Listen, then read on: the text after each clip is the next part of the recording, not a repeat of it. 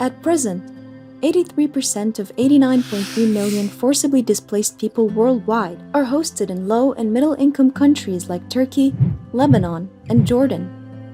All three countries have a long history of hosting refugees. Policies and regulations in all three fluctuate according to national politics and the availability of funding from the international community.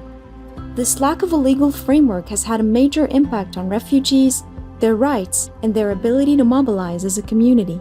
In order to cope with the restrictive conditions they face, refugees have used different strategies to cope with the limited rights in host countries.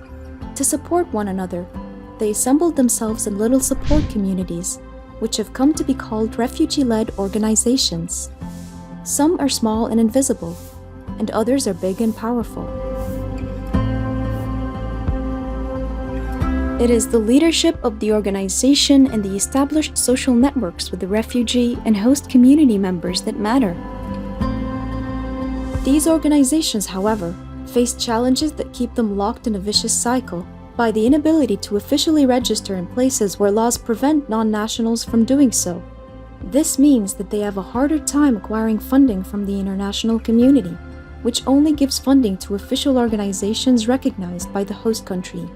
Refugee-led organizations are doing an astounding job addressing the needs of their communities, whether it is by providing services or cultural activities or financial support.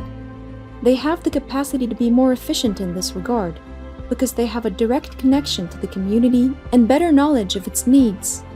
We can help these organizations by advocating for better and clearer domestic laws and policies regarding refugees' rights, which will in turn empower and improve their capabilities and capacity to serve the community more effectively.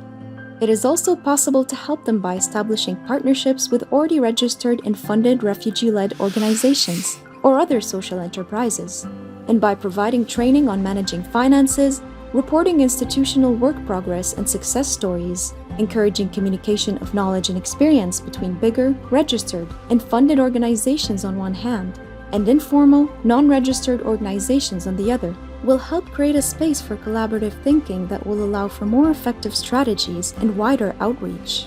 Enhancing the self-reliance of refugees has been a key point of the United Nations strategy, and it is only achievable by removing the obstacles stifling refugee-led organizations in host countries and the limitations by international funders. When these are implemented, we will then be able to achieve this goal.